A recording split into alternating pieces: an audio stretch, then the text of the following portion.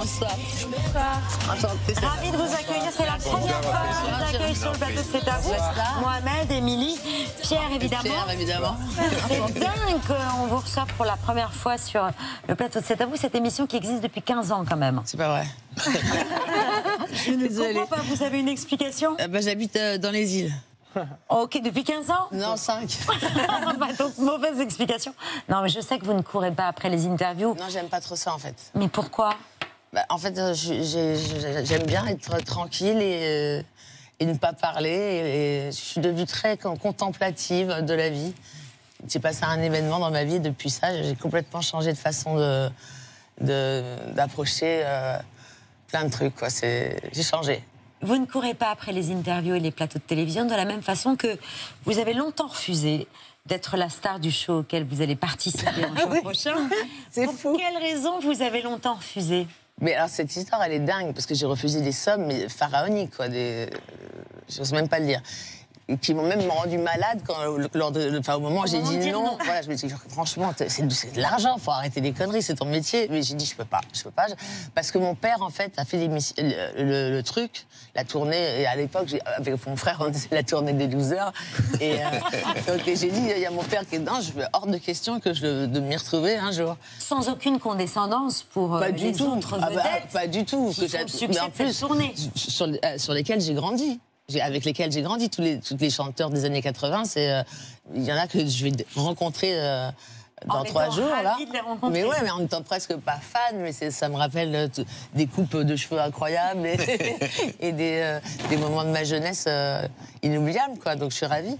Ce show, il va vous permettre surtout de vous produire sur scène, ce qu'on vous a très peu donné l'occasion de faire durant votre carrière. En fait, ils m'ont toujours considérée comme une chanteuse d'album.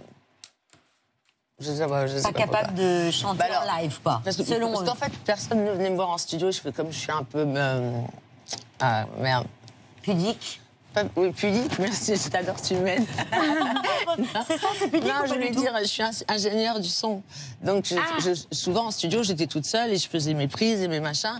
Et donc, il y avait peu de personnes de chez Warner, enfin de la maison de disques, qui venaient vous voir. Qui venaient me voir. Donc, je savais pas trop si je savais chanter ou si c'était de l'autotune ou de... Voilà. Du traficotage. Voilà, du trafic. Donc, du coup, ils se sont dit, bon, elle est bien comme ça, elle fait de la télé, elle fait les chorés, mais elle ira jamais en tournée, elle est incapable. Et ça vous a manqué? Mais c'est horrible. C'est horrible. C'est grâce à eux qu'on existe et je peux pas les voir. Et en plus, on m'interdit. C'est même pas. Ça a été une interdiction pendant un long moment. Formel. Oui, voilà. Votre présence, vos retrouvailles avec le public qui, j'imagine, vont électriser tous ceux qui vous admirent. Il suffit de se souvenir ce que donnaient quelques-unes de vos sorties ou vos dédicaces qui mobilisaient à l'époque les foules.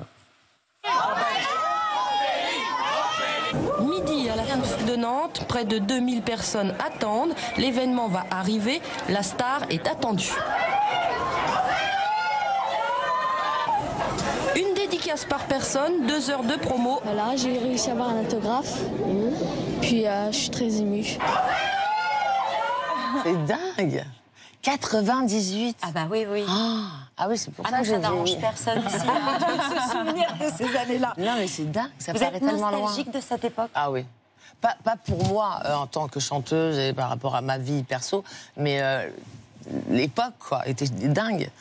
Moi, j'ai eu tout ce que je voulais.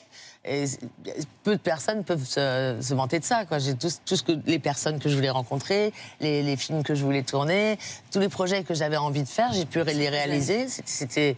C'est du pain béni, quoi. Et je m'en rendais pas compte en plus. Je croyais que c'était normal. Que ça cartonne. Avec la rançon de la gloire, les paparazzis. Oh là là, mon Dieu. Ouais. Et ça, vous en avez souffert terriblement. Énormément. Et d'ailleurs, aujourd'hui, je suis complètement perdue parce qu'avec les réseaux sociaux où les gens mènent du contenu de leur vie, c'est l'inverse de ce que nous, on a vécu. Avant, on se planquait et maintenant, ils s'autodonnent leur data. Donc, c'est un peu perturbifiant pour moi. Moi aussi. Être une star et une femme dans les années 90, ça voulait dire aussi être victime d'un sexisme absolument décomplexé, choquant. On va le voir dans ces images à suivre. On est en 1993. C'est 2 ans avant le succès de Dieu m'a donné la foi. Et vous venez présenter dans une émission votre nouveau single qui était intitulé When I Got the Mood. Oh my God. Oh my God. Messieurs, celle qui va venir maintenant, eh bien, vous allez craquer. Elle a un CD qui s'appelle When I Got the Mood. Elle s'appelle Ophélie Winter. Oh my God. C'est le bolide des bolides. Mesdames et messieurs, Ophélie Winter.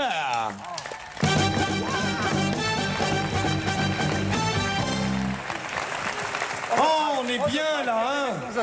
Oh nom de Dieu, non mais je te jure. Bon alors tu termines ta tournée, ma petite Ophélie. Et il faut rire, tu vois, à ce moment-là, il faut rire alors que tu dis, mais c'est exactement c'est une horreur de... Horreur. Une horreur. Rien ne va. Non. Ma petite Ophélie, le bolide des bolides, le rire. Il me regarde les fesses, il me regarde, il fait 60, 90, c'est honteux. Mais sur le moment, je l'ai pas senti, j'avais bien compris qu'on m'avait pas choisi pour ma voix Vous vous retournez particulièrement. quand même. Pardon? Quand il vous regarde, vous vous retournez, donc vous comprenez un petit peu quand même que c'est très gênant ce qu'on est en train de vivre. Oui, ah bah oui. C'est inconscient, mais vous vous Surtout que retournez. j'ai un caractère très garçon, plus que nana même, c'est très bizarre. Et dans ce corps hyper féminin, d'être aussi masculine, c'était très particulier. ça vous faisait presque souffrir. Bah, oui, En beaucoup. total décalage avec l'image de bimbo qu'on Mais vous complet. collait. Je suis, comment on appelle ça déjà, ma psy, ma Dysmorphie. dysmorphophobique. Dysmorphophobique. Depuis la jeunesse, et je me trouve horrible depuis la jeunesse. Et maintenant que j'ai été vraiment défigurée pendant mon cambriolage et que j'ai plus le nez et que j'ai vraiment une raison de me trouver, voilà, malheureusement défigurée, je me sens mieux dans mes baskets parce que j'ai plus le miroir chez moi. J'ai plié le plus du truc. tout. Ah, j'ai plié pour les brosses à dents, si, dans la salle de bain, tu vois, mais je ne me regarde plus, le problème est réglé. Voilà. C'était une drôle d'époque quand même. mais On est c'était content affreux. que ça ait changé. Oui. Ophélie, votre carrière a commencé alors que vous n'aviez que 6 ans. 6 ans, et votre première apparition à la télévision, vous la faites à 10 ans seulement. À l'époque, vous faites partie d'un duo appelé Bob et Ophélie, et vous venez d'interpréter la chanson des klaxons. Toujours les parents qui ne sont pas d'accord. Pas besoin de la radio, ça crie déjà fort. Quand on paysage, des embouteillages, faut tenir le choc. Bonjour les pare-chocs. Là où ça fait, et quelquefois, mip, mip, mip, mip. Et puis, très souvent, là où ça fait, et quelquefois, mip, mip, mip, mip. C'est là, la chanson des klaxons. C'est énorme. Ces images sont adorables, vous souriez, vous avez l'air particulièrement heureuse, mais même en revoyant le magnéto, des années plus tard, vous dites c'était très dur de l'intérieur. En fait, les mercredis, les jours où on n'avait pas d'école, ma mère me faisait faire du mannequinat, des trucs d'enfants. Et moi, ça ne me dérangeait pas d'être à la télé, parce que je savais que j'allais y finir, bizarrement. Je ne savais pas comment, mais à 6 ans, je me disais, un jour, j'aurai un vrai truc, parce que là, je passe pour une naze devant tous mes copains. Il faudrait qu'un jour, j'ai une vraie émission. Mais c'était super dur, parce qu'en plus, le petit, à l'époque, ne grandissait pas à la même taille que moi. Donc, il avait des talonnettes sur talonnettes sur talonnettes. Et puis, à un moment donné, c'était mort, quoi. Donc, on a plié. C'était juste une affaire.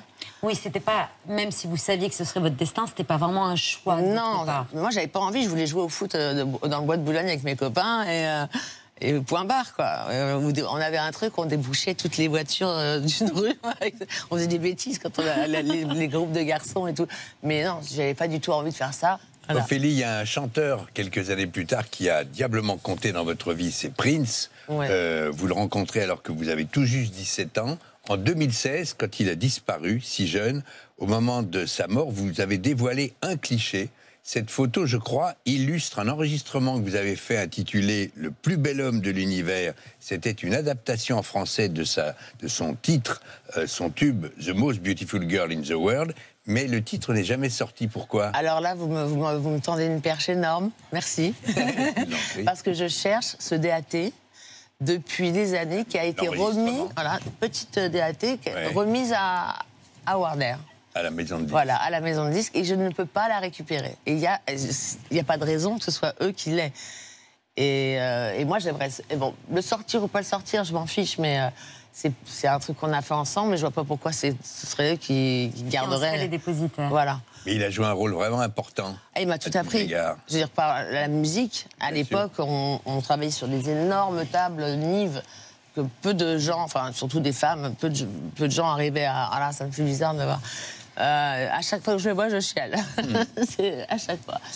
Mais bref, il m'a appris à me servir de choses dont personne en France, il n'y avait pas de nana qui savait se servir d'une livre. Il m'a appris tout, quoi. La musique, la Blue Note. Il faisait sortir tout le monde du studio. Et moi, il m'ordonnait de garder les 2 oreilles. Évidemment, celle qui était juste à côté de lui, mais celle-là, je la décrochais. Et donc, il chantait 2 lignes fausses. Et en les mettant ensemble, ça faisait la Blue Note. Donc ça, il me l'a appris. Et ça, c'est un truc de jazzman, c'est un cadeau immense, quoi. Voilà. Ajouter votre émotion. Vous l'avez dit, Ophélie, dans les années 90-2000, ça a été les années de rêve, parce que vous avez pu tout faire, jouer aussi de la comédie, d'ailleurs. Ouais. Vous aviez eu envie de jouer avec Claude Lelouch. Il vous a appelé. Et puis en 2003, plus tard, vous avez joué dans Mauvais Esprit de Patrick Alessandra aux côtés de Thierry Lhermitte. Thierry Lhermitte, que j'adore. Et franchement, chapeau, parce que la scène là qu'on va voir, c'est pas une scène facile. Hein.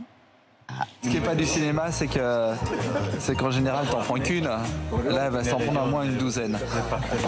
Dernière retouche et petit moment de décontraction avant la prise. Ok, attention, action.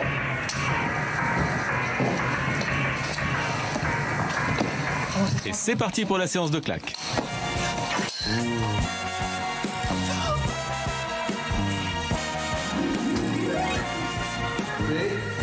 Au total, ils recommenceront la scène plus de 10 fois. 10 fois. Plus de 10 fois. Un peu plus, vous dites? Parce que c'est... Oui, il y en a eu des vrais quand même. Mais on se cale bien, mais il suffit que un des deux, j'avance de 5 cm et ça part vraiment. Et j'en ai pris de vrai. Et le cinéma, vous avez encore des envies? J'ai très envie. Maintenant, je m'assume beaucoup moins avec justement ce dont je vous ai parlé, le fait de plus me reconnaître, d'avoir un minuscule bout de nez. J'ai l'impression que tout prend une proportion énorme, donc je me sens très mal à l'aise là-dessus. Mais s'il y a que moi que ça dérange, allons-y, tournons. Et un album aussi, pareil, vous avez 2000 titres dans vos machines. J'ai passé presque tout le temps où j'étais à La Réunion à tout numériser, machin. C'est une catastrophe, j'ai tellement de titres. Mais quelques potes de maison de disques sont venus écouter. Mais ils m'ont dit, t'as de l'or dans les mains, qu'est-ce que tu fous? Je me regarde, il y a le soleil, il fait beau. Oui. Non, mais ça va sortir. Là, je suis sûre que de revenir sur scène à Lille... Ça va me chauffer, je pense. Ah bah, ça va vous chauffer, c'est sûr. On est très heureux de vous avoir pour la première fois ici à C'est à vous. C'est adorable, merci. On va passer à table dans un instant. On va vous présenter un des acteurs les plus prometteurs de sa génération. Mais là, tout de suite, c'est le PVPP de Mohamed Bouafsi. Le pas vu, pas pris. D'accord. Un mot sur le raz-de-marée qui a été le succès de cette chanson.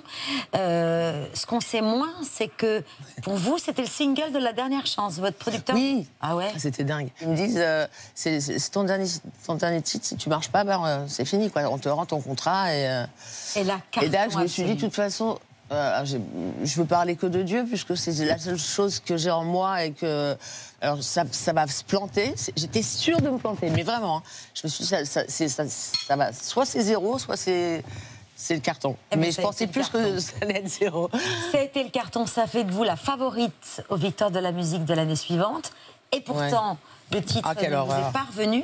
Et vous avez trouvé ça très injuste. En fait, c'était Stéphane, qui était une artiste française qui chantait en anglais aux victoires de la musique française. Son titre, même moi à l'époque qui écoutais beaucoup de la radio et tout, je l'ai jamais entendu.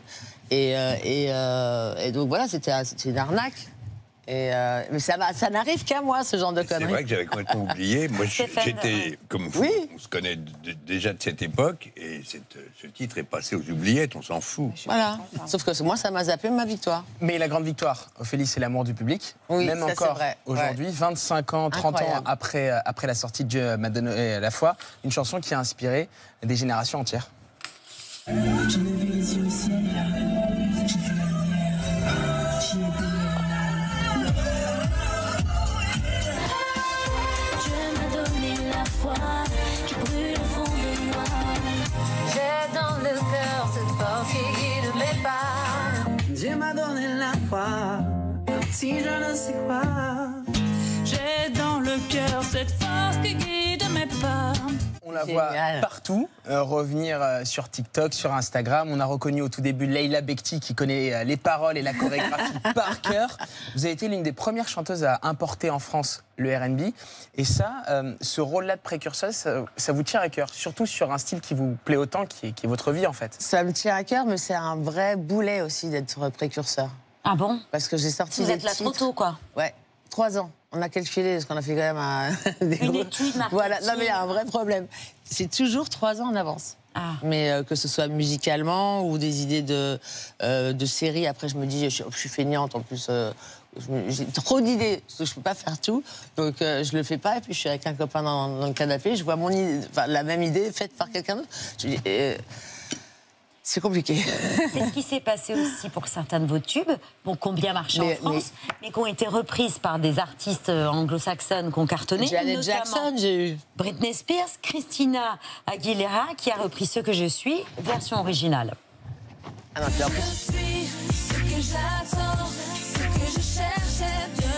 Et voilà la version de Christina Aguilera.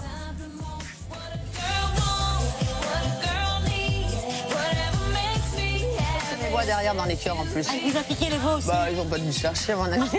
Ils ont dû prendre tout le lot et tout. Ouais. Et ça, il y a eu un succès énorme, et ça vous a un peu agacé. C'était la fin de mon album. Moi, c'était le dernier titre de mon album, c'était le premier du sien. Elle était chez Fun, j'étais chez Énergie. Battle plié d'avance, quoi, parce que j'étais à la fin de mon album, quoi. Mais ça fout la rage. Surtout que j'avais enregistré les 2 versions, anglaise et française. Et qu'elle a même repris, elle qui chante tellement divinement bien, elle a repris mes petites vibes toutes pourries de française. Et je me suis dit, là, c'est abusé, c'est vraiment du vol, quoi. Et à la fois, c'est un petit hommage sympa au final. Après, je me dis, j'ai choisi des bonnes chansons dans mes albums. Mais voilà. Voilà. La grande bataille des... Voilà, pas bataille. La grande battle Star 80, Star 90, c'est les 6 et 7 juin à la Decathlon Arena de Lille. Il reste des places pour le 6 juin.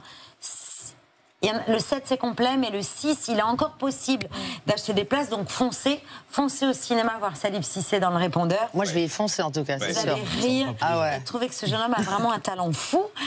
Juste après l'émission, ce sera le Doc Conso du mardi soir sur la face cachée de nos produits de consommation, mais là tout de suite, c'est les actualités de Bertrand.